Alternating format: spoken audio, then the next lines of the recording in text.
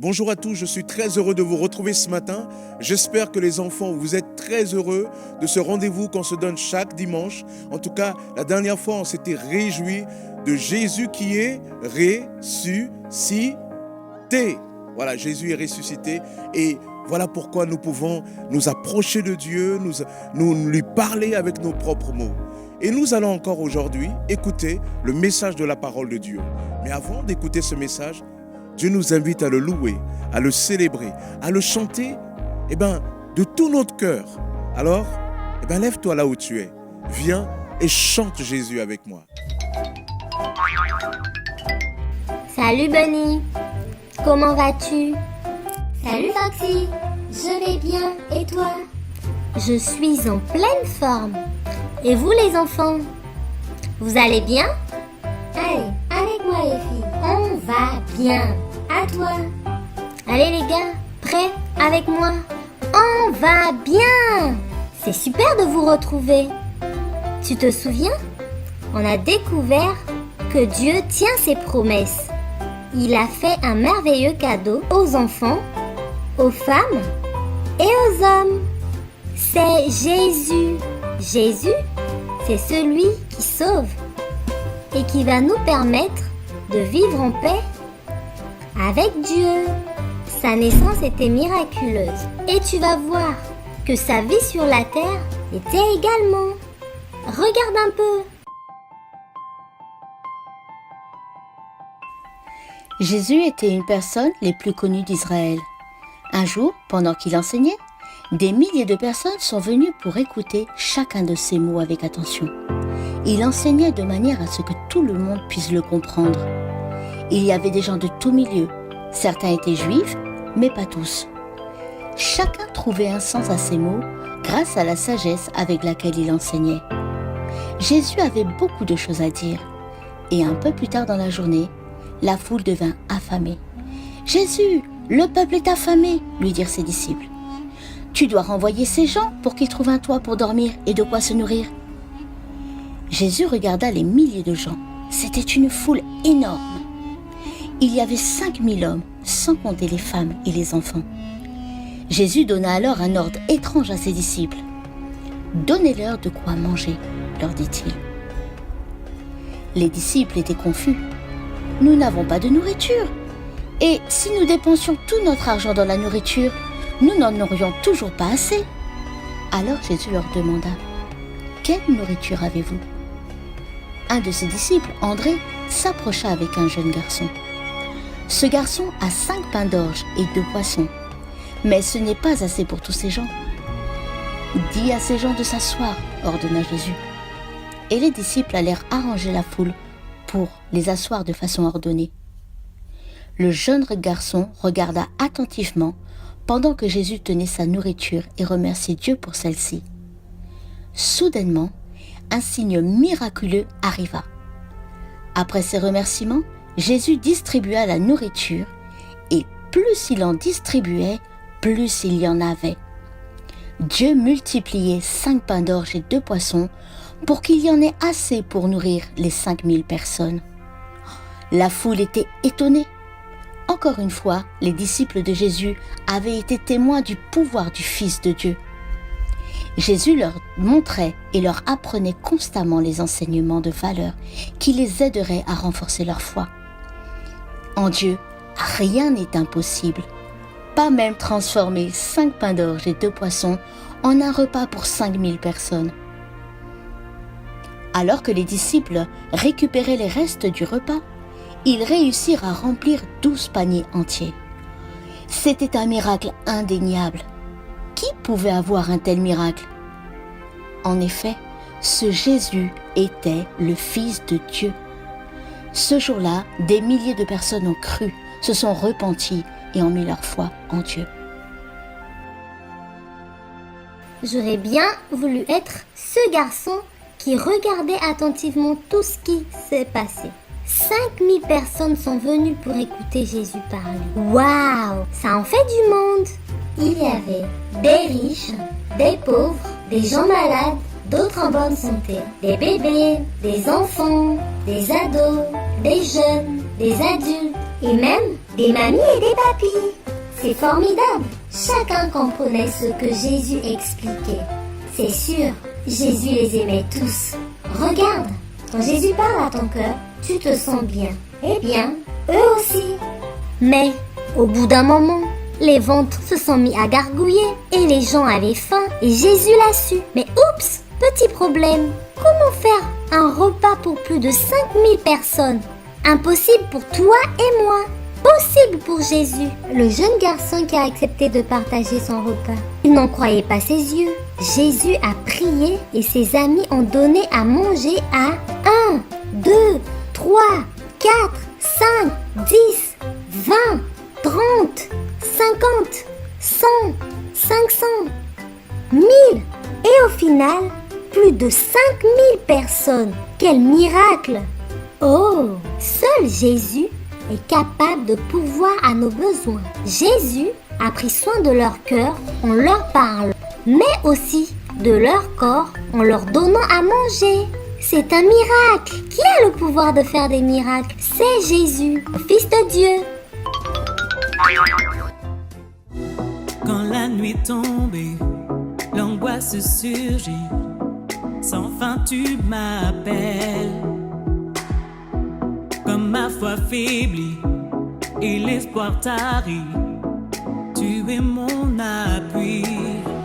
Lorsque je suis là découragé, Dieu, tu es tout pour moi. Désormais je veux persévérer, car tu es avec moi. Oui, tu es avec moi. Ton amour m'environne, mais la plus haut. Il résonne dans mon âme tel un écho. Ton amour m'environne, mais la plus haut. Il résonne dans mon âme tel un écho. Écho en mon âme. Oh, oh, oh, oh, oh, oh. Ton amour m'environne, mais la plus haut. Il résonne dans mon âme tel un écho. Ton amour m'environne, mais la plus haut. Il résonne dans mon âme tel un écho. Écho en mon âme. Oh, oh, oh, oh, oh. Écho en mon âme. Oh, oh,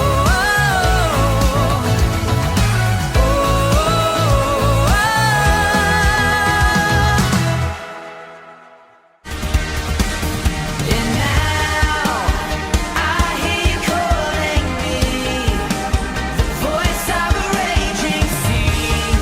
Oh, this is your destiny. Let's go, let the music play. It's time to celebrate, 'cause it's a brand new day. Let's go, we're so alive, and God is on our side.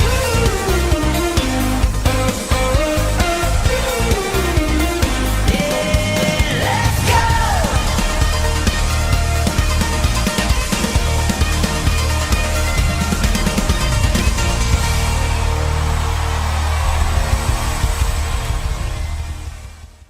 Voilà, bonjour à tous ceux qui nous rejoignent. Nous avons été très heureux de partager ce moment avec les enfants. Bien sûr, les enfants, vous continuez aussi les activités qui ont été imprimées et que le Seigneur vraiment vous fasse beaucoup de bien. Nous allons poursuivre dans un élan de louange et d'adoration avec Musique Connexion, mais aussi avec un temps de Sainte Seine. Bien sûr, nous vous demandons de préparer déjà les éléments de Sainte Seine depuis chez vous, le pain et le vin. Et si vous avez été baptisé dans le nom du Seigneur Jésus, alors vous pouvez partager à ce repas du Seigneur avec nous. Nous écouterons aussi la parole de Dieu avec un invité tout spécial, le pasteur Luigi David de l'église de Saint-Germain-en-Laye, qui est aussi un spécialiste de l'adolescence. Mais aujourd'hui, il va surtout nous parler de Seigneur, prends la place qui te revient dans notre caractère, dans notre personnalité. Il va un peu balayer ces éléments-là. Et nous poursuivrons aussi, après le message, dans la rubrique « Aller un peu plus loin », toujours avec le pasteur Luigi David. En attendant, commençons déjà dans ce temps de louange et d'adoration.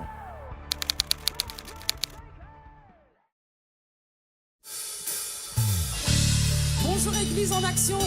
Ce matin, on veut louer le nom du Seigneur. On va célébrer notre Dieu. Notre Dieu est bon, il est digne de louange. Sa grâce envers nous, elle durera jamais. Alors fais de la place, on va danser ensemble. Tape tes mains, élève ta voix et loue ton Dieu. Fais de la place. On va danser, sois pas timide. Dans la présence de Dieu. Dieu, tu es bon. Dieu, tu es bon et ta grâce envers nous durera jamais. Dieu, tu es bon. Dieu, tu es bon et ta grâce envers nous durera jamais. Encore une fois, Dieu, tu es bon. Dieu, tu es bon et ta grâce envers nous durera jamais. Dieu, tu es bon. Dieu, tu es bon et ta grâce envers nous durera jamais. Tous les peuples de toutes les nations. Tous les peuples de toutes les nations. De génération. Nous te louons. Nous te louons. Alléluia. Alléluia. Alléluia. Nous te louons. Pour ce que tu es. Nous te louons, Seigneur. Nous te louons. Alléluia. Alléluia. Alléluia. Nous te louons. Pour ce que tu es. Dieu, tu es bon. Dieu, tu es bon et ta grâce envers nous durera jamais. Dieu, tu es bon. Dieu, tu es bon et ta grâce envers nous durera jamais. Dieu, tu es bon. Dieu, tu es bon et ta grâce envers nous durera jamais. Dieu, tu es bon. Dieu, tu es bon et ta grâce envers nous durera jamais. Tous les peuples de toutes les nations, de génération, nous te louons, nous te louons. Alléluia, alléluia, alléluia, nous te louons pour ce que tu es. Oui, nous te louons, Seigneur, nous te louons. Alléluia, alléluia, alléluia, nous te louons pour ce que tu es. Tu es bon, tu es bon. Tape tes mains devant ton Dieu. Danse devant ton Seigneur, il est bon et à jamais, notre Dieu est bon. On y va, tu es bon,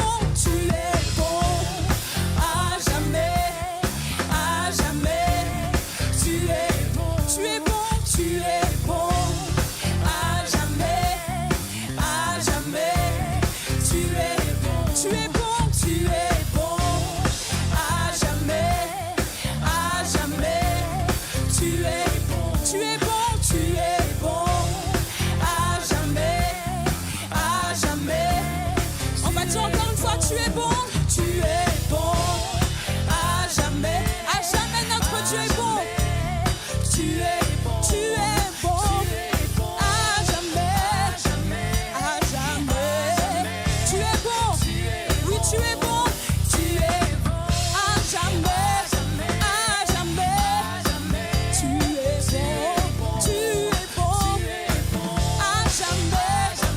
à jamais, tu es bon, nous te louons,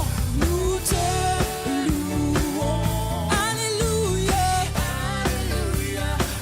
nous te louons Seigneur, pour ce que tu es, nous te louons Seigneur, nous te louons, alléluia, alléluia, nous te louons, pour ce que tu es, pour ce que tu es, pour ce que tu es, pour ce que tu es, pour ce que tu es, oh oui ce que tu es bon.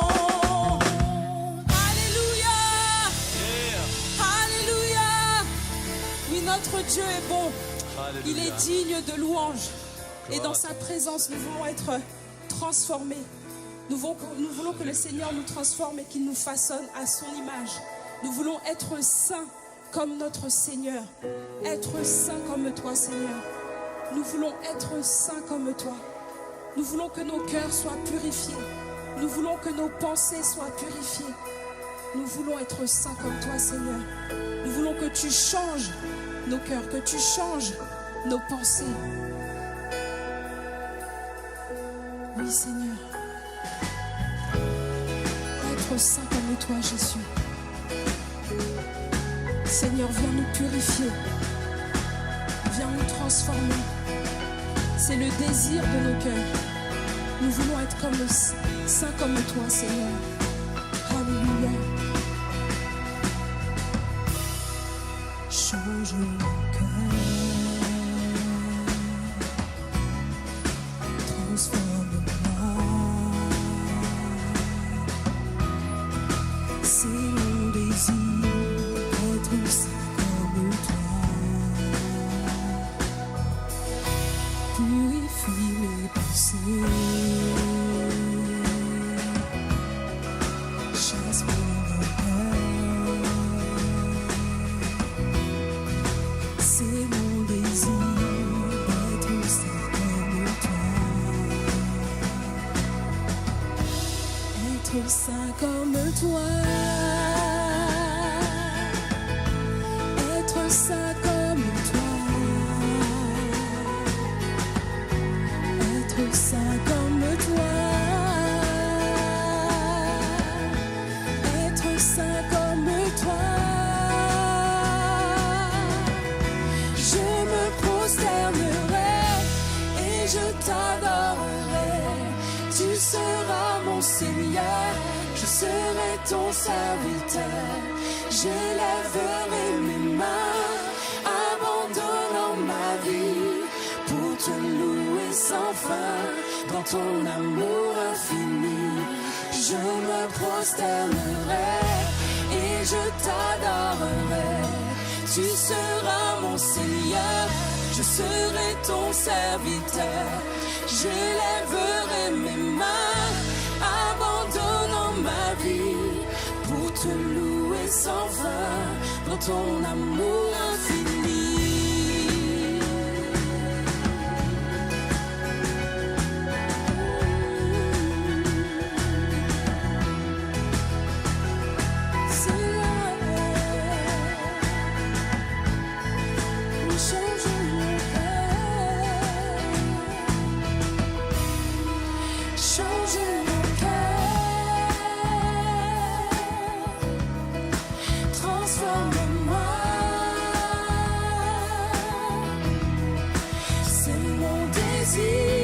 D'être saint comme toi.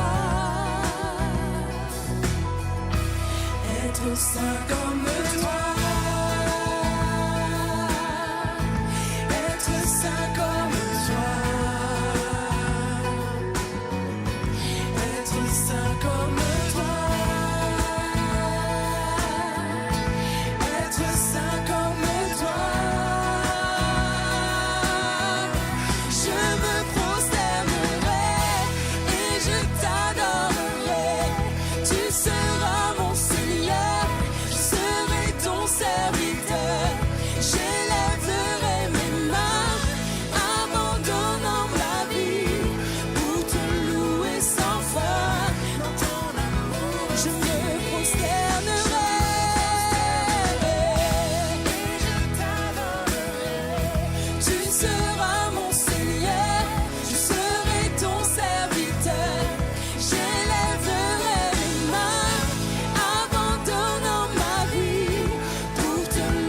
Sans fin.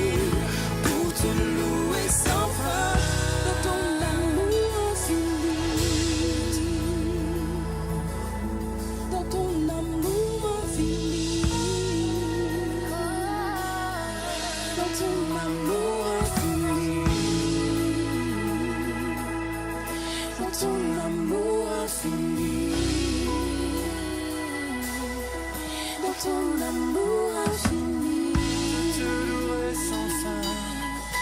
Je me prosternerai. Je t'adorerai. Je t'adorerai. Tu seras mon Seigneur. Ton amour infini. Profite de cet instant pour élever ta voix vers ton Dieu. Élève ta voix vers ton Seigneur. Profite de ce moment pour prier et dire combien tu veux lui ressembler, combien tu veux qu'il te change, qu'il te transforme. Oui Seigneur, nous voulons nous présenter devant toi. Comme nous venons de le chanter, nous voulons Seigneur être saints comme toi. Nous voulons que tu nous transformes, que tu changes nos cœurs. Nous voulons que tu purifies nos cœurs.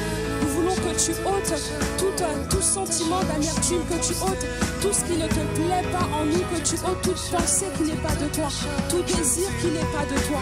Nous voulons avoir les mêmes sentiments que toi, Seigneur. Nous voulons avoir les pensées qui sont les tiennes. Nous voulons avoir des désirs qui te conviennent, oh Dieu. Nous voulons être saints comme toi. Nous voulons parler comme toi. Nous voulons marcher comme toi, Seigneur.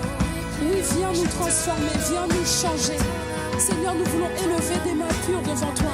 Et c'est toi qui nous purifies. Ce n'est pas par nos propres efforts, mais c'est toi qui nous purifies, oh Dieu. C'est toi qui nous transforme, c'est toi qui nous renouvelle. C'est toi qui renouvelle notre intelligence, oh Dieu. Nous voulons que tu nous transformes. Nous voulons être saints comme toi. Saints dans nos paroles, saints dans nos pensées, saints dans nos actions. Oui, Seigneur, nous sommes devant toi. Nous sommes devant toi le cœur assoiffé. Nous sommes devant toi le cœur assoiffé. Nous voulons plus de toi en nous. Plus de toi, Seigneur, et moins de nous. Oui, nous voulons être saints comme toi. Saints comme toi. Nous voulons nous prosterner dans ta présence. Parce que nous reconnaissons que tu es le Seigneur des Seigneurs. Nous nous prosternons devant toi. Et nous t'adorons, ô Dieu. Nous t'adorons, Seigneur. Alléluia.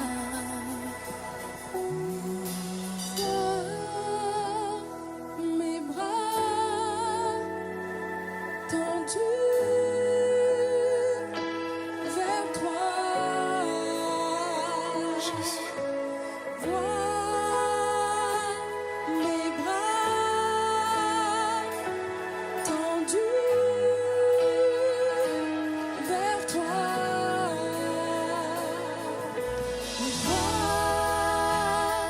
Mes bras tendus vers toi.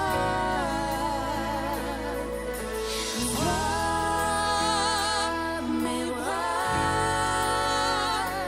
tendus vers toi. Vois mes bras tendus vers toi. Vois mes bras, Seigneur, tendus vers toi. Viens me transformer, viens me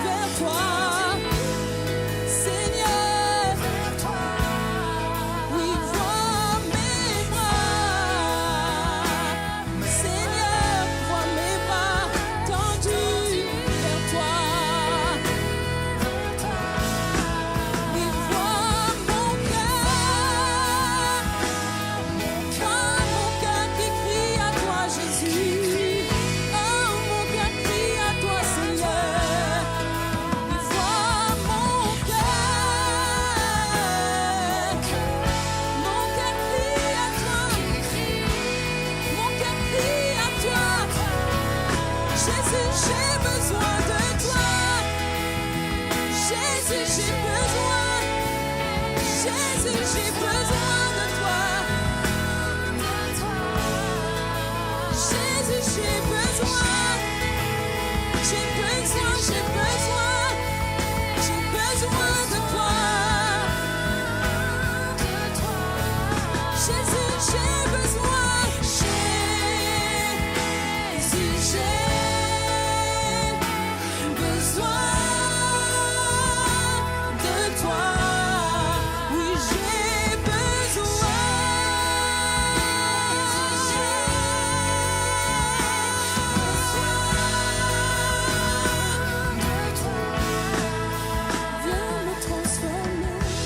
Viens me transformer, viens tout diriger. Prends la place qui te revient. Viens me transformer, viens tout diriger. Prends la place qui te revient. Oui, viens me transformer, viens tout diriger. Prends la place qui te revient. Oui, viens me transformer, viens tout diriger. Seigneur, prends la place qui te revient.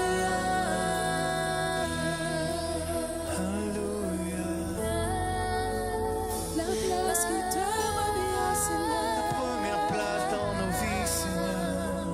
La place qui te revient, Prends la Seigneur. place du roi. La place, Seigneur. Oui, Jésus. Prends la place La place du qui te roi. revient, Seigneur. Jésus, prends la place du roi.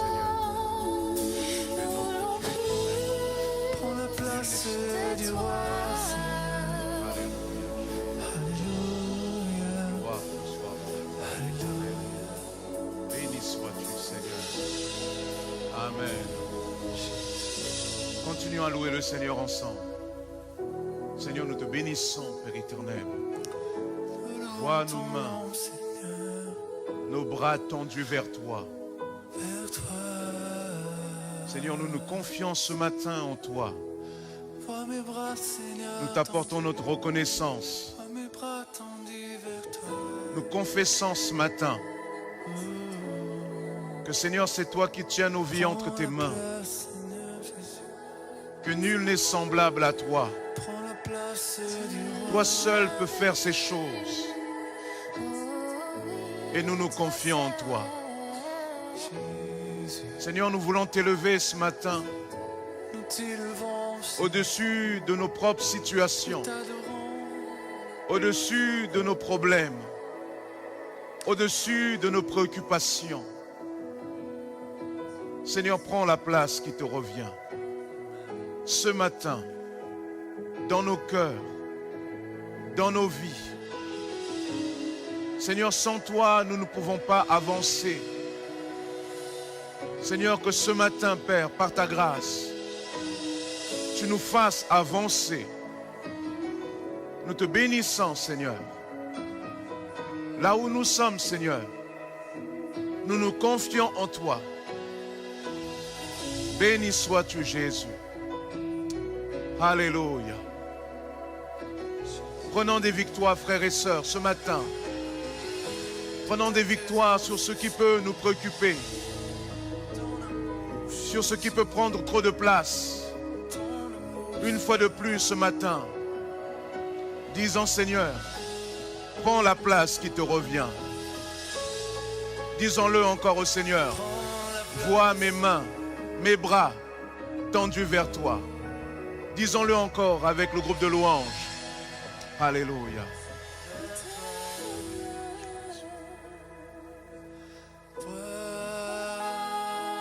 Mes bras tendus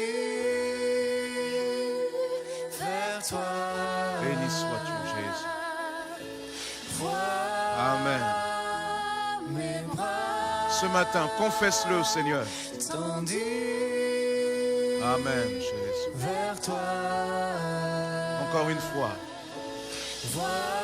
Alléluia, Jésus.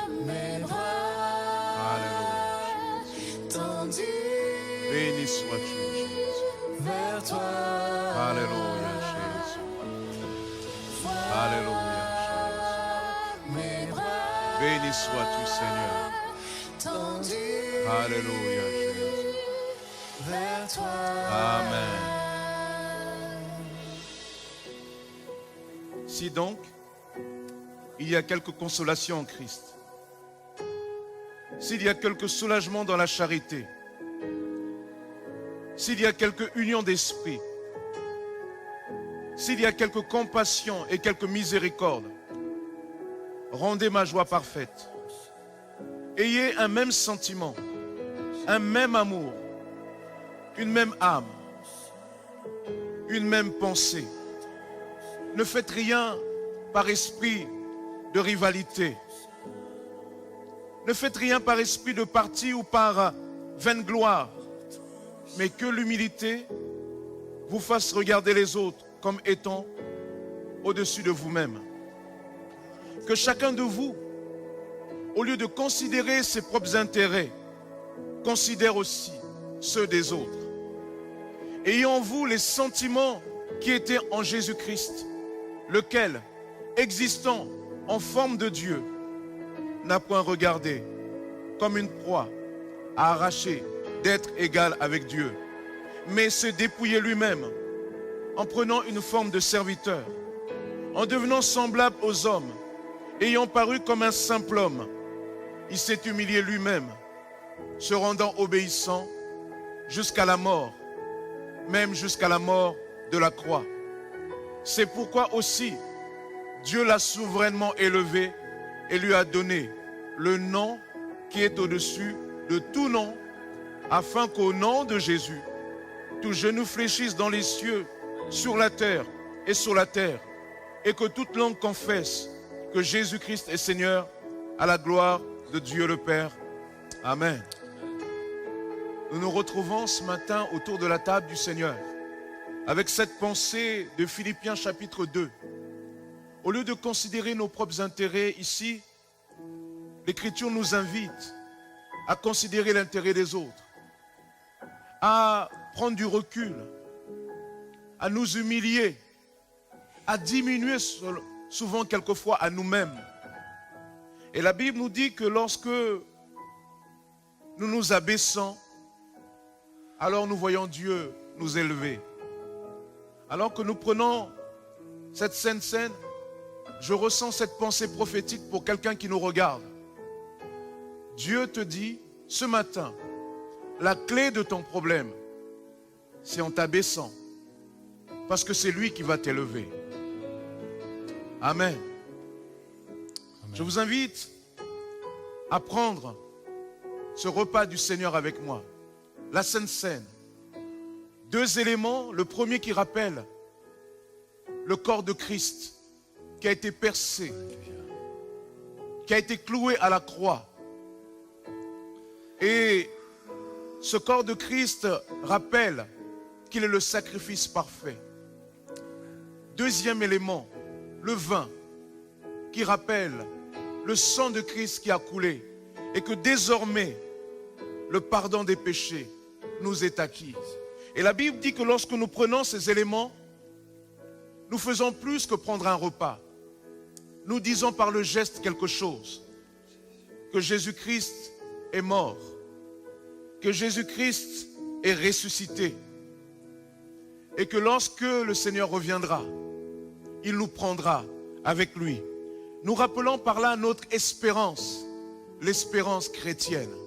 Prenons ensemble ce saint repas, là où nous sommes. Prenons ce pain.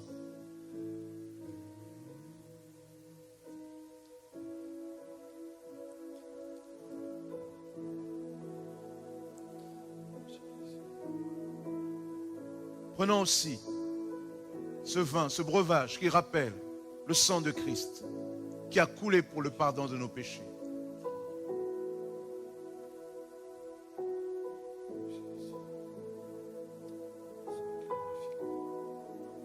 Prions ensemble.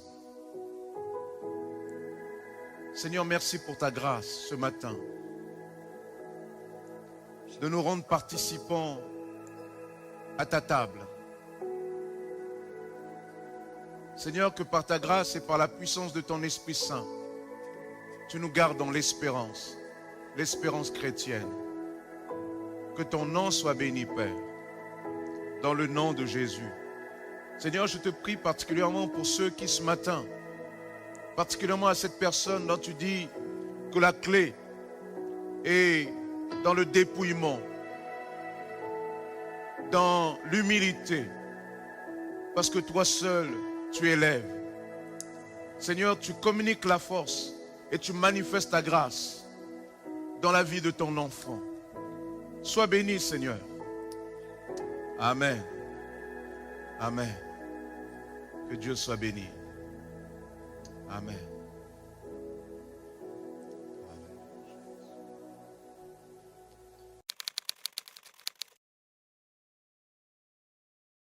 Bonjour chers frères et sœurs d'Argenteuil, je suis très heureux d'être avec vous ce matin et de vous rejoindre dans vos maisons. Merci au pasteur Sosten pour cette invitation et c'est toujours une joie que de partager la parole de Dieu ensemble et sans plus attendre, je vous propose de faire la lecture qui va vraiment nous occuper ce matin. Une lecture qui se trouve dans les titres de Jacques au chapitre 1er, des versets 16 à 25. Vous allez pouvoir la suivre sur la diapositive, versets 16 à 25. Ne vous y trompez pas, mes frères bien-aimés, toute grâce excellente et tout don parfait descendent d'en haut, du Père des Lumières, chez lequel il n'y a ni changement, ni ombre de variation. Il nous a engendrés selon sa volonté par la parole de vérité, afin que nous soyons en quelque sorte les prémices de ses créatures. Sachez-le, mes frères bien-aimés, ainsi que tout homme soit prompt à écouter, lent à parler, lent à se mettre en colère, car la colère de l'homme n'accomplit pas la justice de Dieu. C'est pourquoi, rejetant toute souillure et tout excès de malice, recevez avec douceur la parole qui a été plantée en vous et qui peut sauver vos âmes. Mettez en pratique la parole et ne vous bornez pas à l'écouter en vous trompant vous-même par de faux raisonnements. Car si quelqu'un écoute la parole et ne la met pas en pratique, il est semblable à un homme qui regarde dans un miroir son visage naturel et qui, après s'être regardé, s'en va et oublie aussitôt quel il était. Mais celui qui aura plongé ses regards dans la loi parfaite, la loi de la liberté, et qui aura persévéré, n'étant pas un auditeur oublieux, mais se mettant à l'œuvre, celui-là sera heureux dans son activité. Amen. Prions ensemble. Père Céleste, nous venons à toi tels que nous sommes et nous voulons ce matin être comme une bonne terre, une terre labourée, une terre prête à recevoir cette semence, la semence de ta parole, afin qu'elle puisse produire en nous, Seigneur, cette transformation que tu veux et qu'elle puisse produire en nous, Seigneur, le fruit que tu désires. Merci, Seigneur, de nous remplir et de nous conduire par ton Saint-Esprit dans l'étude de ces versets, dans cette méditation ce matin, afin que toutes et tous, nous puissions être nourris, nous puissions être mis au défi par ta parole, nous puissions être transformés par elle. Nous te demandons, Seigneur, toutes ces choses dans le beau nom de Jésus et pour ta gloire. Amen. Amen. Le pasteur Sosten m'a dit que depuis le début de cette année, vous suivez un fil conducteur, une pensée, une même pensée qui pourrait se résumer par ces paroles: Seigneur, prends la place qui te revient. Et j'aimerais poursuivre sur cette pensée ce matin en vous exhortant à aller plus loin et en disant, et je l'espère à la fin de cette méditation, en disant ensemble: Seigneur, prends la place qui te revient dans mon caractère. Dans mon caractère. Parce qu'il n'y a rien de plus triste. Il n'y a rien de plus triste que d'entendre un chrétien de longue date vous dire: ah, moi, je suis comme ça. Je suis chrétienne, mais, vous savez, je ne me laisse pas faire. Hein. J'ai du caractère. Comprenez, en général, cela signifie j'ai mauvais caractère. Ou quelqu'un d'autre de dire: oh, vous savez, on a tout essayé, mais c'est trop tard maintenant. Il est comme ça et vous ne le changerez plus. Mais dites-moi, comment est-ce possible? Comment est-ce possible? Le Dieu de la Bible est-il trop faible pour nous transformer? La puissance qui a ramené Jésus-Christ d'entre les morts, qui a vaincu la mort, est-elle insuffisante pour transformer notre caractère? Bien sûr que non. Bien sûr que non. Le problème, c'est plutôt que Dieu n'a plus la place qui lui revient dans notre vie. Et c'est ainsi que nous l'empêchons, d'une certaine manière, d'agir. Nous l'empêchons, d'une certaine manière, de nous transformer jour après jour. Mais avant d'aller plus loin, j'aimerais apporter quelques précisions.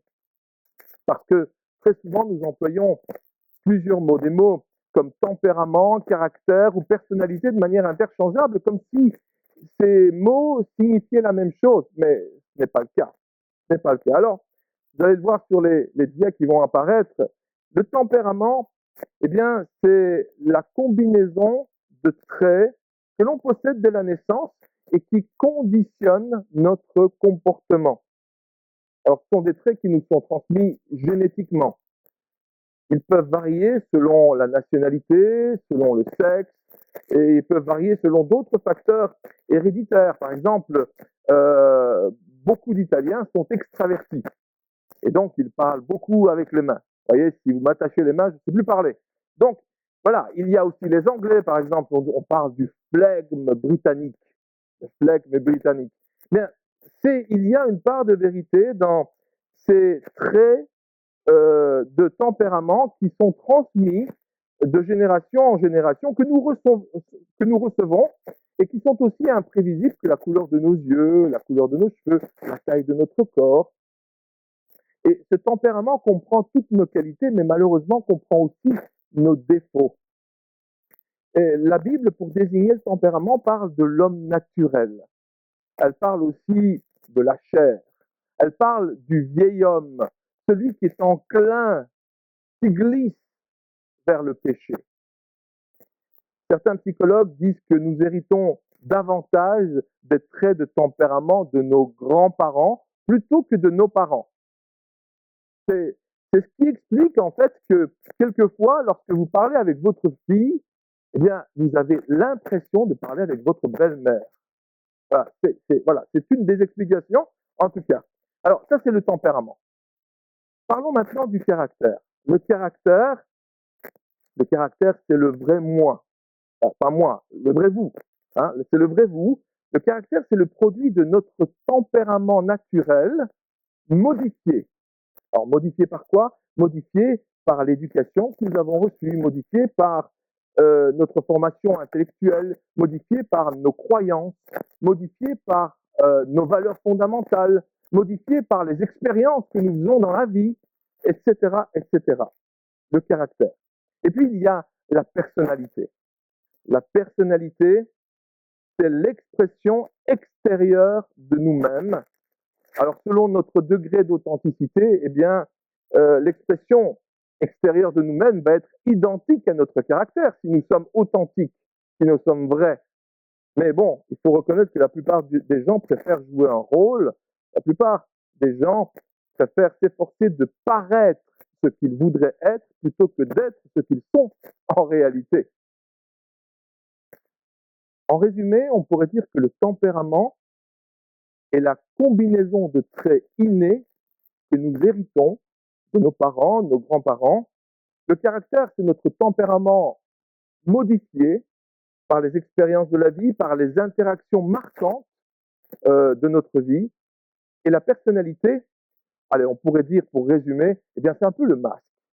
C'est un peu le masque que nous mettons et que nous montrons aux autres et que nous mettons chaque fois que nous sortons de chez nous et que nous montrons aux autres. Alors, pour revenir à notre passage de l'épître de Jacques, et nous allons y revenir, j'aimerais que nous commencions par la fin de ce passage. Un peu comme lorsqu'on on commence un nouveau livre et qu'on commence par les dernières pages pour savoir exactement où l'auteur veut nous emmener. Vous voyez ce que je veux dire? Eh bien, on va commencer par la fin, on va relire le dernier verset, le verset 25. Jacques, chapitre 1, verset 25. Nous le relisons ensemble, il apparaît à votre écran. En revanche, il y a celui qui examine attentivement la loi parfaite qui nous procure la liberté, et il s'y attache fidèlement, il ne se contente pas de l'écouter pour l'oublier ensuite, mais qui la met en pratique. Eh bien, celui-là, dit Jacques, celui-là sera béni dans tout ce qu'il fait. Celui-là sera béni dans tout ce qu'il fait. Avez-vous remarqué que j'ai changé de traduction? Oui, c'est pas la même traduction que tout à l'heure.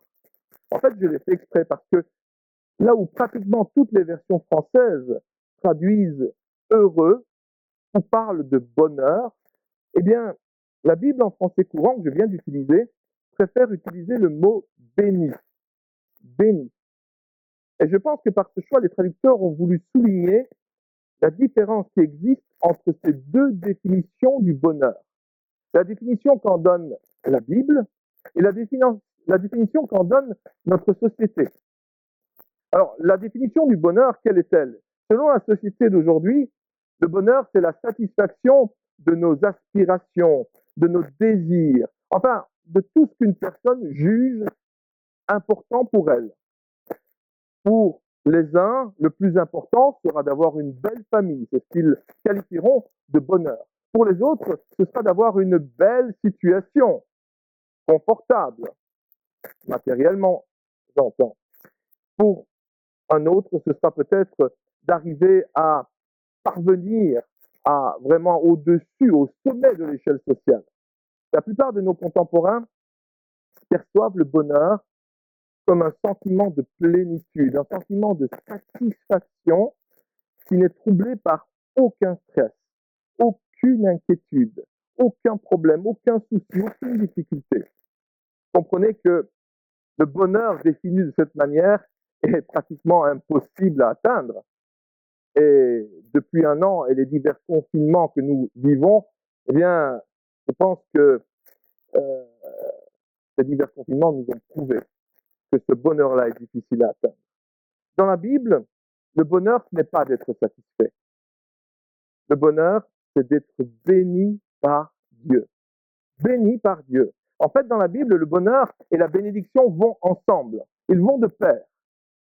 Parce que l'être humain ne peut pas vraiment être heureux sans la bénédiction de Dieu dans sa vie.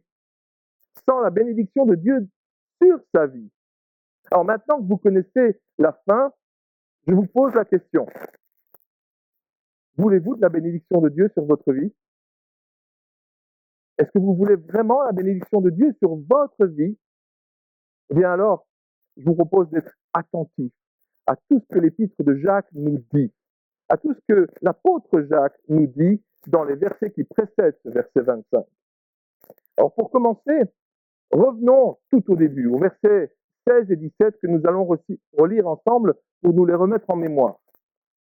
Ne vous y trompez pas, mes frères bien-aimés, dit Jacques, toute grâce excellente et tout don parfait descendent d'en haut, du Père des Lumières, chez lequel il n'y a ni changement ni ombre de variation. Alors comme on vient de le lire, la Bible commence par pointer l'objectif à atteindre en nous présentant une personne extrêmement importante pour notre bonheur.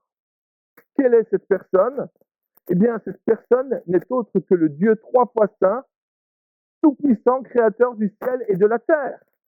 Parce que, grâce à la Bible, nous pouvons justement apprendre à connaître Dieu en le regardant interagir avec les êtres humains qu'il a créés depuis le commencement. Grâce à la Bible, nous pouvons être éclairés sur les mystères de son plan de salut pour l'humanité et être complètement ébahis devant les œuvres extraordinaires qu'il accomplit. Grâce à la Bible, nous pouvons découvrir la pensée de Dieu, être saisis par son immense amour, cet amour qu'il nous porte à chacun de nous personnellement. Autrement dit, la Bible met en évidence l'objectif suprême de notre existence sur cette terre. Connaissez-vous l'objectif de votre existence? Pourquoi vous êtes sur cette terre? Eh bien, c'est de connaître Dieu. Connaître ce Dieu qui s'est révélé à travers l'Écriture. Connaître ce Dieu qui s'est fait connaître en Jésus-Christ pour choisir librement de lui ressembler, pour choisir librement de penser comme lui, d'agir comme lui, L'évangéliste Jean nous portait ce témoignage à propos de Jésus. Il disait en Jean 1, 18, « Personne n'a jamais vu Dieu. » Comment pourrions-nous le connaître puisque personne n'a jamais vu Dieu?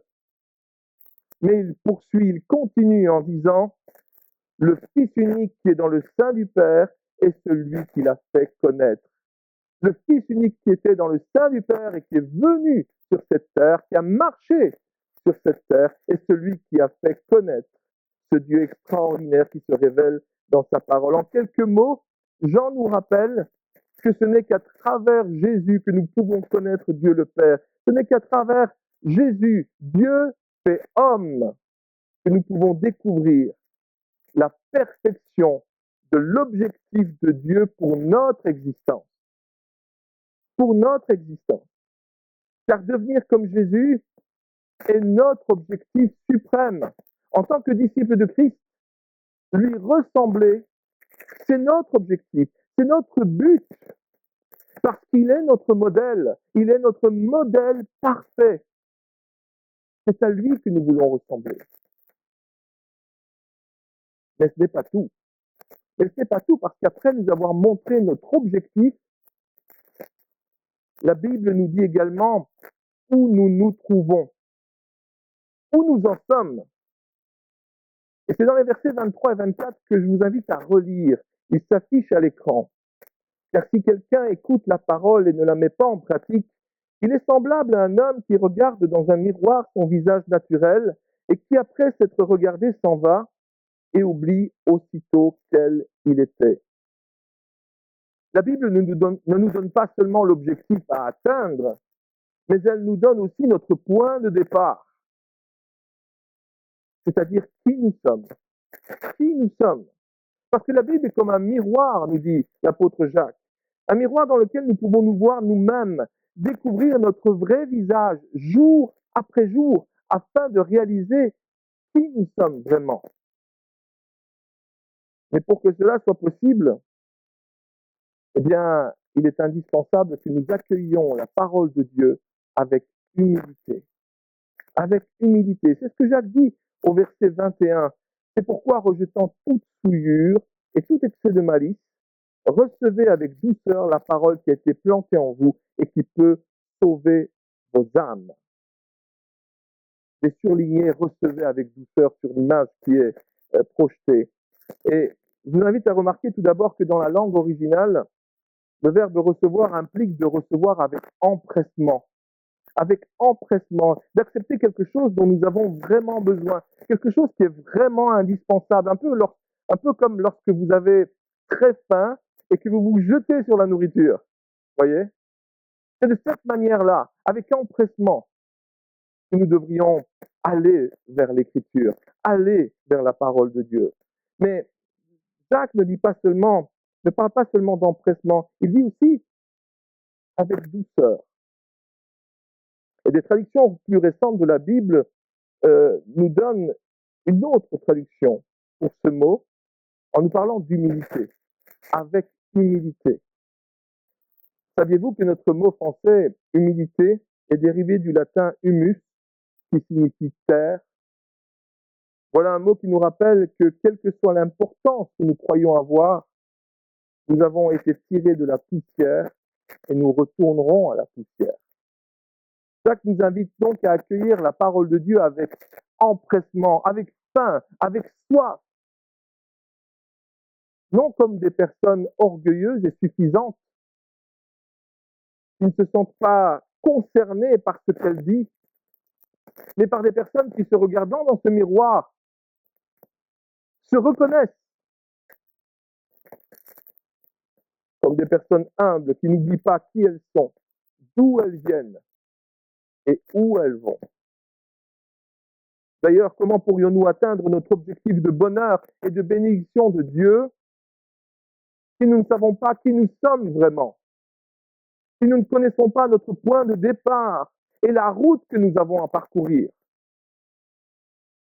Mais il est vrai que, et il est tout à fait possible que devant la perfection du caractère de Jésus, devant cet objectif extraordinaire, que la Bible, que la parole de Dieu nous présente, et devant l'imperfection de notre caractère, alors que nous nous regardons tels que nous sommes, et que la Bible nous présente qui nous sommes, notre point de départ, il est possible que nous soyons découragés. Il est possible qu'en réalisant la distance immense qui nous sépare de notre objectif, nous puissions être découragés. Mais heureusement, Jacques nous dit que la parole de Dieu ne s'arrête pas là. Et je vous invite à relire ensemble les versets 20 à 25. Nous allons les relire ensemble et vous verrez, j'ai surligné quelques verbes pour vous. Car la colère de l'homme n'accomplit pas la justice de Dieu. C'est pourquoi, rejetant toute souillure et tout excès de malice, recevez avec douceur la parole qui a été plantée en vous et qui peut sauver vos âmes. Mettez en pratique la parole et ne vous bornez pas à l'écouter en vous trompant vous-même par de faux raisonnements. Car si quelqu'un écoute la parole et ne la met pas en pratique, il est semblable à un homme qui regarde dans un miroir son visage naturel et qui, après s'être regardé, s'en va et oublie aussitôt quel il était.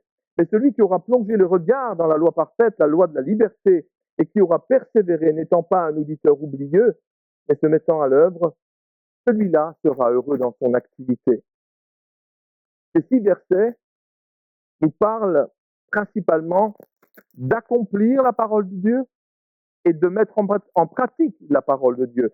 Autrement dit, lorsqu'on lit le texte original, ces 2 verbes, je suis sûr qu'ils devaient être très parlants pour les premiers lecteurs, les lecteurs de l'époque.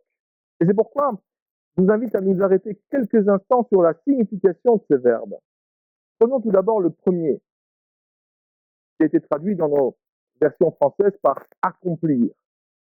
Alors, j'essaie généralement de ne pas citer les langues bibliques, sauf si le mot original est connu des chrétiens ou s'il est plus parlant que la traduction que nous en avons. Et c'est le cas ici, puisque derrière le verbe « accomplir » se trouve le verbe grec « ergazomai ». Ergazomai, alors ça ne vous dit peut-être rien tel quel, mais vous connaissez certainement des mots français qui ont été forgés à partir de ce mot. Il y a entre autres le mot ergothérapie. Ergothérapie qui signifie soigner par le travail ou façonner quelque chose par le travail.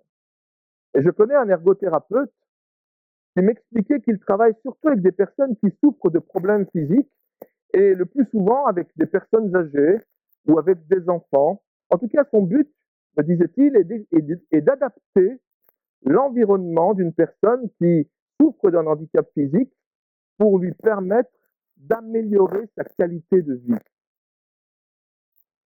Imaginez qu'une personne ait perdu l'usage de l'un de ses bras. Eh bien, l'ergothérapeute va chercher et trouver des solutions pour que cette personne puisse continuer à s'habiller toute seule, puisse continuer à cuisiner toute seule, etc. Il va aussi conseiller des adaptations pour son domicile, pour sa voiture, pour rendre leur utilisation plus facile. Autrement dit, l'ergothérapie consiste à soigner par le travail et quelquefois à travers des exercices répétés. Il est facile de faire un parallèle avec l'ergothérapie spirituelle que Dieu nous propose. L'ergothérapie spirituelle que Dieu nous propose, parce que le Seigneur veut aussi travailler par l'exercice tout ce que nous n'arrivons pas à faire, ou tout ce que nous faisons de travers, tout ce que nous faisons mal. Seigneur, je n'arrive pas à lui pardonner. Ou je n'arrive pas à lui parler correctement, etc. Alors comment le Seigneur veut-il vraiment nous travailler de la sorte? Eh bien, Jacques nous dit que c'est par la mise en pratique de sa parole. La mise en pratique de sa parole. Et on en vient au deuxième verbe dont je vous parlais tout à l'heure, le verbe pratiquer en français, qui peut aussi se traduire par exécuter, produire, faire ce qu'il faut, faire devenir. Avez-vous remarqué qu'au début de notre passage, et au verset 18 plus particulièrement, eh bien Jacques fait allusion au commencement du monde. Il fait allusion à ce moment de la création où Dieu a fait surgir chaque chose par la puissance de sa parole, la puissance et l'efficacité de sa parole. Verset 18, il nous a engendrés selon sa volonté par la parole de vérité, afin que nous soyons en quelque sorte les prémices de ses créatures. Il y a dans ces versets un parallèle évident avec le livre de la Genèse, où Dieu dit les choses et elles se produisent, elles arrivent. Ainsi, la parole de Dieu n'est pas seulement une succession d'idées, de théories. Non, la parole de Dieu n'est pas seulement un livre de morale qui pointerait vers un idéal inaccessible. Non plus. Lorsque Dieu parle, eh bien, ce qu'il dit s'accomplit toujours. Ce qu'il dit s'accomplit toujours. La parole de Dieu est en elle-même revêtue de puissance. Elle nous indique donc non seulement qui nous sommes, elle nous indique également où nous en sommes, elle nous indique le chemin à parcourir pour atteindre l'objectif de notre existence, mais elle nous offre également la puissance et la capacité dont nous avons besoin pour effectuer ce chemin. Et c'est là qu'intervient le Saint-Esprit. Et c'est là qu'intervient le Saint-Esprit qui a inspiré cette parole extraordinaire, qui va la rendre claire dans notre vie, qui la rend claire en ce moment même et qui la rend agissante dans notre cœur, dans notre vie. Connaissez-vous les VAE? VAE. Vélo à assistance électrique. Ce sont des vélos comme les autres, à un petit détail près. Il y a un moteur électrique alimenté par une batterie qui va assister le cycliste au moment où le pédalage deviendra trop difficile. Eh bien, j'aime faire des balades à vélo. Et auparavant, je me limitais à un rayon de quelques kilomètres. Pourquoi? Vous savez, j'habite à Saint-Germain-en-Laye, c'est sur un plateau. Dès que je sors de chez moi, ça descend très fort. C'est très bien. Et après, il faut remonter. Vous voyez, et quand vous avez fait une longue balade, ben, vous remontez plus, hein. Ou alors vous remontez à pied. Mais depuis que j'ai un VAE, eh bien, je me fixe des objectifs que je n'aurais jamais osé imaginer auparavant. Plusieurs dizaines de kilomètres. Waouh!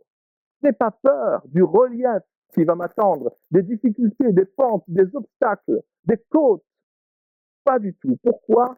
Eh bien, parce que je sais qu'il y a beaucoup de puissance à ma disposition dans la batterie et le moteur de mon vélo. Je suis confiant. Bien entendu, c'est toujours moi qui pédale. N'allez pas croire que c'est un scooter ou une mobilette. Non, non, non, non. C'est le cycliste qui pédale. Mais sans que je ne m'en rende compte, un moteur m'assiste. Un moteur est là pour m'assister et pour me permettre de franchir des pentes longues et raides qui pour moi auparavant étaient infranchissables, impossibles. Eh bien, il en va de même dans notre vie. Il en va de même dans notre vie. Si l'objectif à atteindre vous semble trop élevé, trop difficile, sachez que vous n'êtes pas seul. La parole de Dieu est puissante. Elle est puissante pour vous soutenir et vous donner la force qui vous manque afin que vous puissiez accomplir la volonté de Dieu. Et la volonté de Dieu, c'est que nous ressemblions toujours plus à son Fils bien-aimé, Jésus-Christ. L'épître de Jacques cite d'ailleurs plusieurs collines élevées, plusieurs pentes raides, plusieurs domaines de notre vie dans lesquels nous avons besoin de l'ergothérapie puissante de Dieu. Nous avons besoin que Dieu nous travaille, que Dieu travaille notre caractère.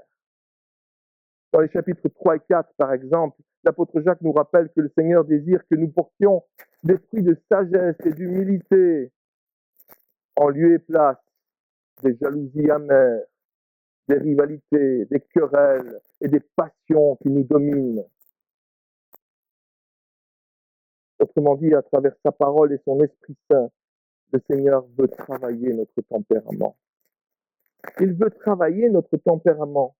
C'est pourquoi si nous donnons au Seigneur la place qui lui revient dans le quotidien de notre vie, en étant en communion continuelle avec lui jour après jour à travers cette parole qui nous montre où nous sommes, qui nous montre l'objectif à atteindre, mais qui nous donne cette puissance de vie pour y parvenir, nous ne serons plus dominés par les faiblesses de notre tempérament, mais nous serons dominés, conduits, remplis par le Saint-Esprit qui a inspiré cette parole de vie. Car l'objectif que poursuit le Saint-Esprit, ce n'est pas de changer notre tempérament, pas du tout, mais c'est de nous donner la victoire sur tous nos défauts. C'est de nous donner la victoire sur toutes nos faiblesses, sur tout ce que la Bible appelle le péché. Rappelez-vous, un certain jeune homme nommé Saul, Saul de Tarse. C'était un pharisien très sincère qui aimait Dieu de tout son cœur. Il lui avait littéralement consacré sa vie.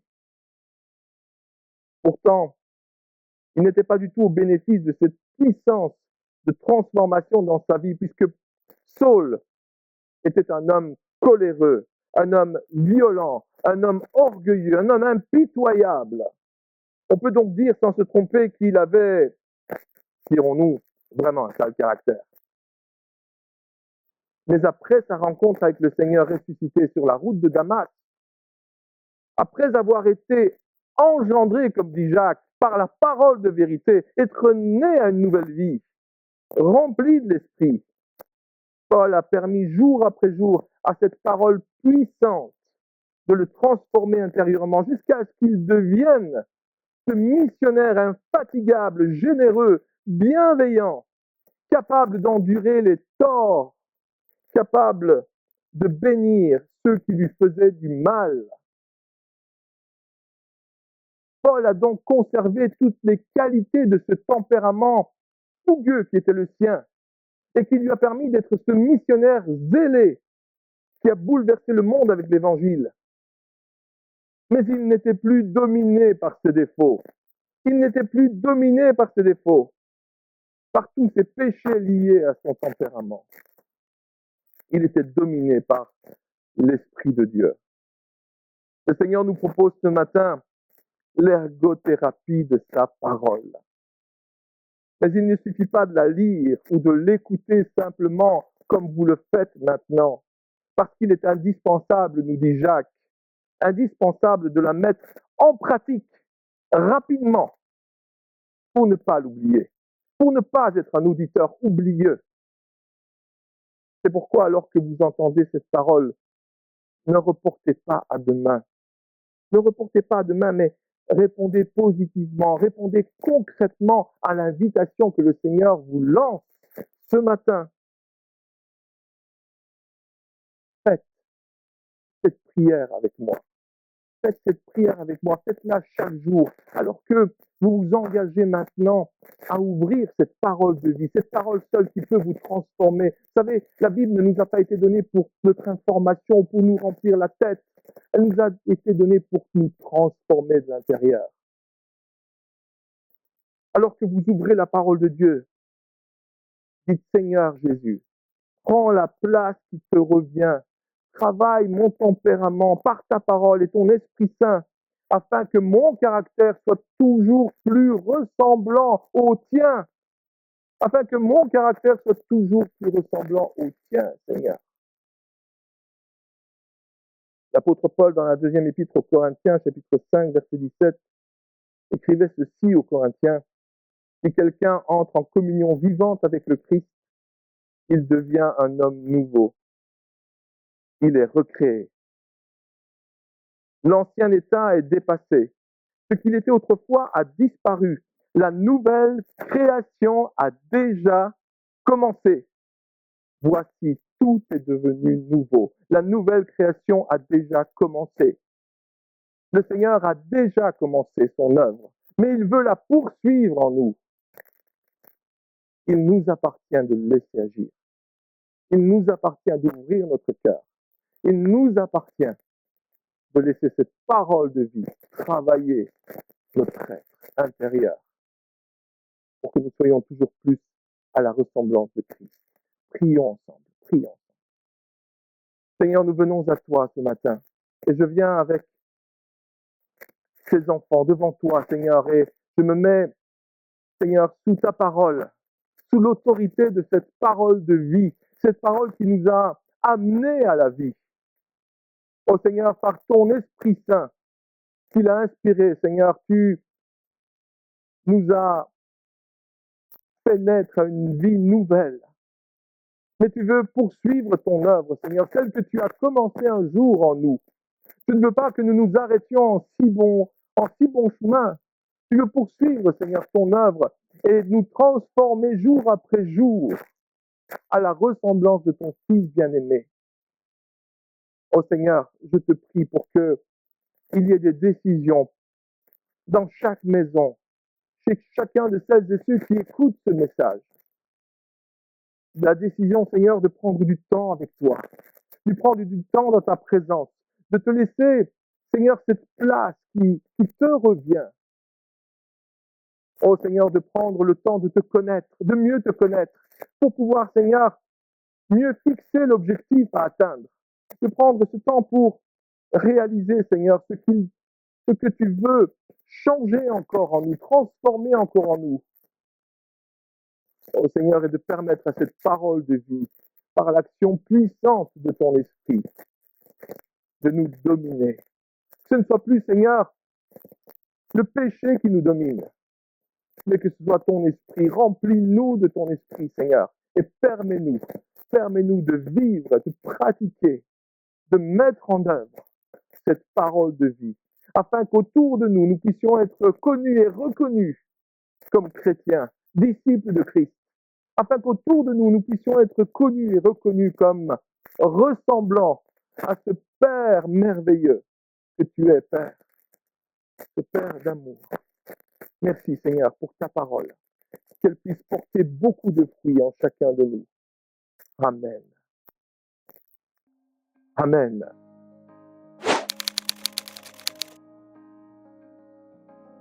Savez-vous que la générosité pour la Bible est un acte de foi?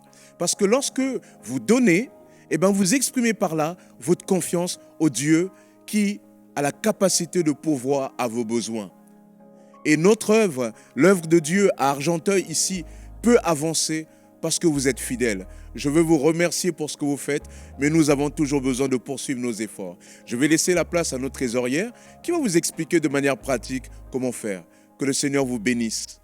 Bonjour Église en Action, vous pouvez maintenant participer de vos dons en CB ou PayPal via notre site internet www.égliseenaction.fr et vous cliquez sur le bouton Faire un don. Autre possibilité, par virement, selon les coordonnées bancaires reprises dans la description de la vidéo ci-dessous, ou par chèque à établir à l'ordre de Église évangélique d'Argenteuil ou Église en Action à envoyer au 29 boulevard Karl Marx 95 100 Argenteuil. Veuillez bien nous préciser votre adresse en ligne ou par courrier pour nous permettre d'établir votre reçu fiscal. Nous vous remercions pour votre générosité, pour votre fidélité qui sont particulièrement nécessaires durant cette période difficile que traverse notre pays. Aussi, Église en Action continue. Que Dieu vous bénisse et bon culte à chacun. Voilà, nous voici dans notre rubrique « Aller un peu plus loin » avec le pasteur Luigi David de l'église de Saint-Germain-en-Laye que nous sommes très heureux d'accueillir ce matin. Bonjour Luigi. Bonjour Sosthène. Tu vas bien? Oui, très bien. Très bien. Très En bien. tout cas, merci d'avoir répondu à notre invitation. Nous avons été avec toi sur ce thème. Seigneur, prends la place qui te revient. Tu as parlé de l'importance d'un caractère transformé. Il y a trois mots, j'aimerais que tu reviennes un peu dessus en termes de définition. C'est tempérament, caractère et personnalité. Est-ce que tu peux nous rappeler un peu la différence? Alors, la différence, elle est simple. Hein. D'ailleurs, sur les images, on le voyait très bien. Hein, Ouais. le tempérament, c'est le petit bébé. Parce que, en fait, il y a nos traits de tempérament, ils se voient dès la naissance. Tu vois, quand un bébé naît, tu en as certains qui sont très calmes, et puis d'autres qui hurlent chaque fois qu'ils sont contrariés ou quand ils ont faim, etc. Donc, ce sont des choses qui se transmettent génétiquement que nous avons en héritage de nos grands-parents, de nos parents. Tu vois, ça, c'est le tempérament. Et le tempérament, bien entendu, on hérite de tendances.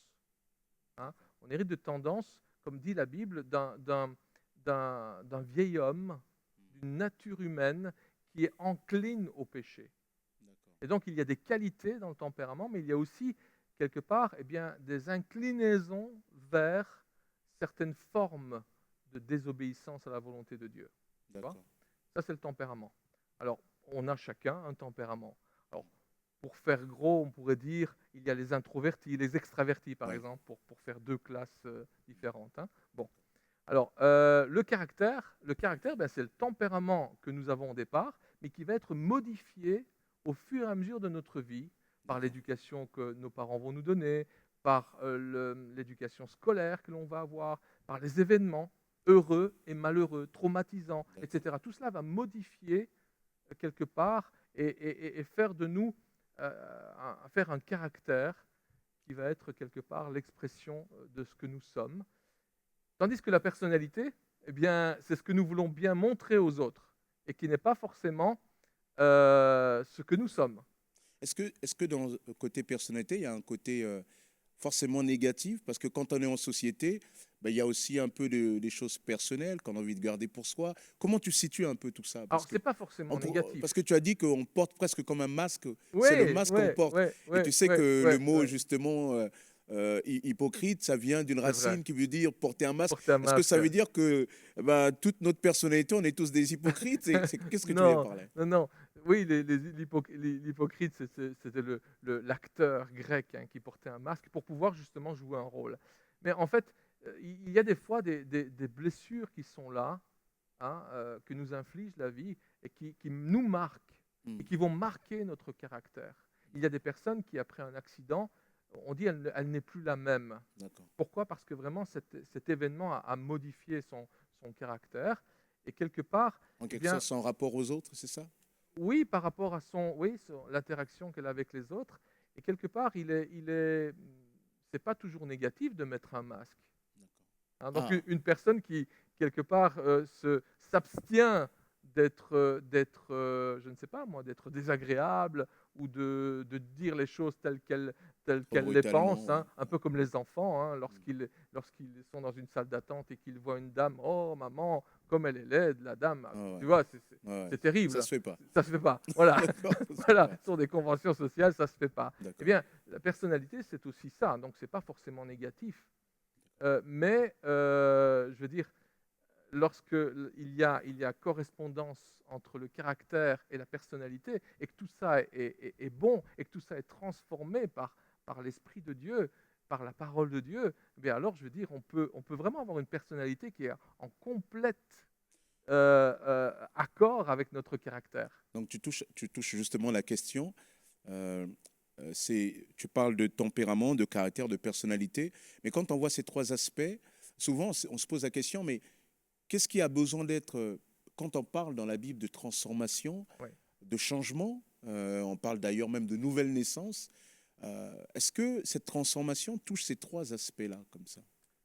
Alors, je pense, du moins par rapport à ce que je comprends des découvertes en matière de connaissances humaines et aussi de ce que la Bible nous apprend, je pense que c'est ce tempérament de base, ces inclinaisons vers le mal que le Saint-Esprit travaille pour nous donner la victoire justement sur ces inclinaisons. Autrement dit, la Bible ne va pas faire d'un extraverti un introverti. Enfin, je veux dire, le Saint-Esprit ne va pas changer dans ce sens-là.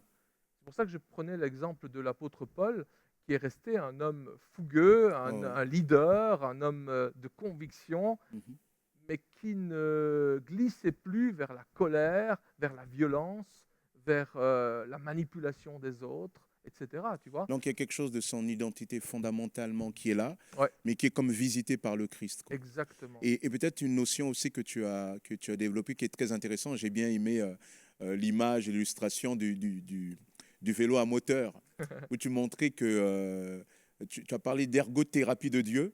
Alors si j'ai bien compris, l'ergothérapie de Dieu, c'est Dieu quoi, qui nous transforme par une sorte d'exercice, par notre participation en quelque sorte. Oui, c'est ça. Il y a notre participation.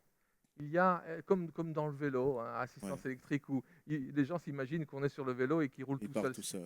C'est pas ça. Il y a une participation. Autrement dit, il y a la puissance de Dieu qui est à l'œuvre, mais il faut notre participation, D'accord. tu vois, pour pouvoir vivre cette transformation. Autrement dit, il ne s'agit pas seulement de prier et dire Seigneur, transforme-moi, mais il s'agit de s'imprégner de la parole, de la laisser œuvrer en nous et d'avoir vraiment la volonté de la vivre. Est-ce qu'on peut dire que, si je t'écoute bien, que finalement la transformation, c'est la rencontre de deux, voire de trois éléments, notre participation, l'esprit et la parole? On peut dire quelque sorte que Ouais. s'il n'y a pas cette rencontre-là, il ne peut pas y avoir de transformation. Ouais. Et c'est en peut cela qu'il y a travail. Mais tu as dit quelque chose quand même pour moi qui est très encourageant, même pour nous tous, c'est que c'est vrai que Dieu nous parle de transformation, mais il ne nous laisse pas seuls, quoi. Ouais. Il ne nous laisse pas seuls. Est-ce que tu peux un peu développer? Parce que ça, c'est rassurant aussi. Il y a des Oui. personnes qui disent, moi, mon caractère, je ne sais pas, j'ai tout. Et là, tu dis, non, non, non, Dieu est capable. Oui, absolument, absolument. En fait, tu sais, quand tu sais où tu en es, et que tu lis la parole et que le Saint-Esprit te parle et te montre ton état de pécheur perdu, te montre ces défauts sur lesquels il t'invite à œuvrer. Et souvent, ça fait mal quand on Et ça l'apprend, fait quand on le mal. voit. Oui, oui, absolument. Quand tu vois comment Jésus, le caractère de Christ, tu vois, sa douceur, sa patience, son amour, etc. Et tu te dis, mais Seigneur, je dois te ressembler, mais je suis un piètre chrétien en fin de compte. Tu vois.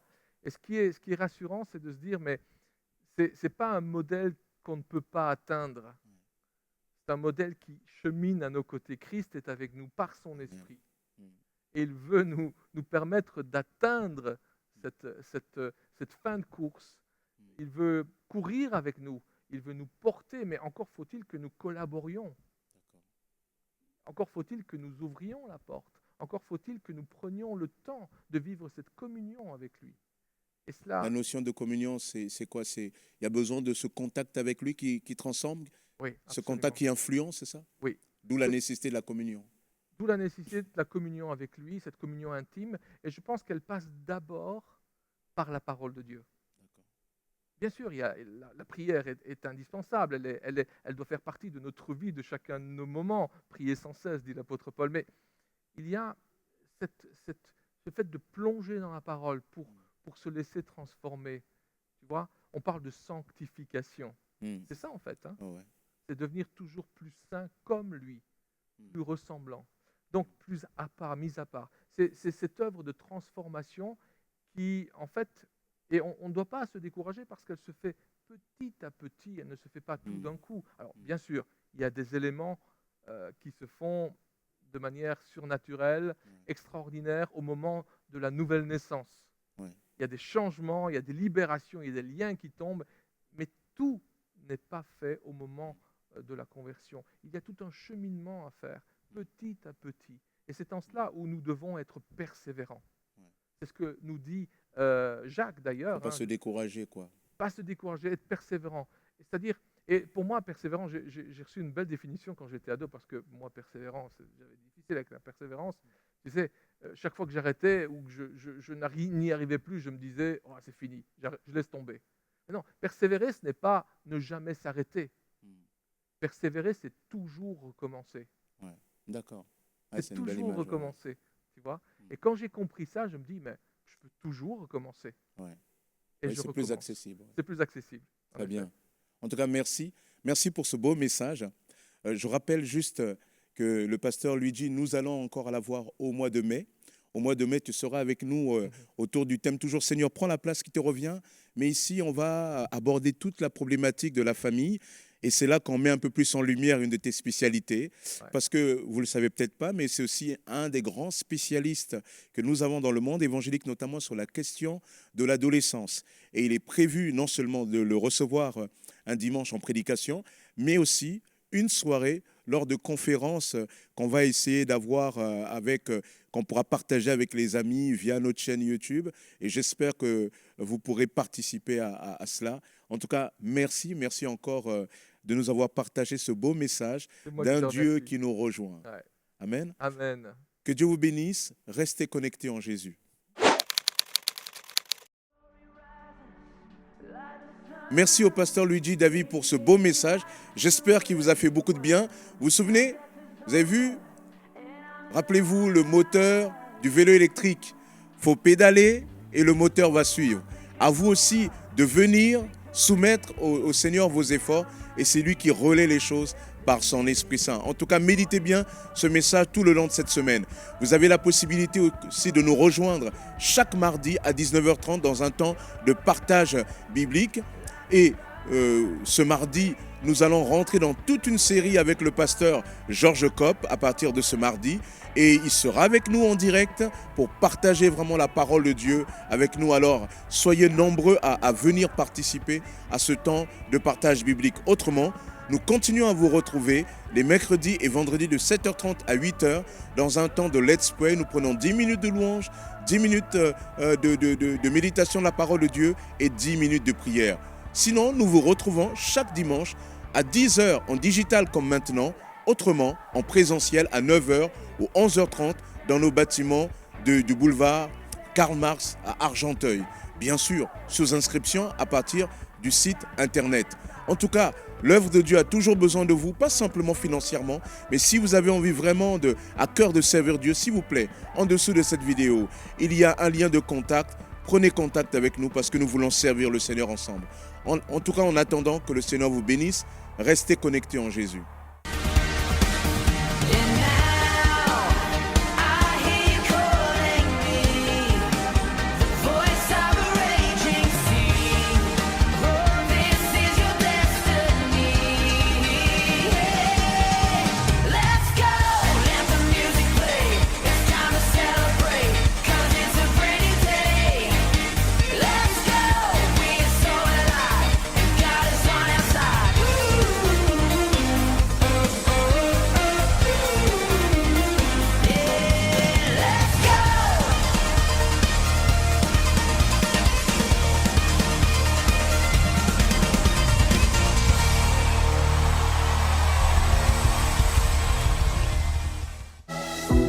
Quand la nuit tombée, l'angoisse surgit, sans fin tu m'appelles. Comme ma foi faiblit et l'espoir tarit, tu es mon appui. Lorsque je suis là découragé, Dieu, tu es tout pour moi. Désormais je veux persévérer, car tu es avec moi. Oui, tu es avec moi.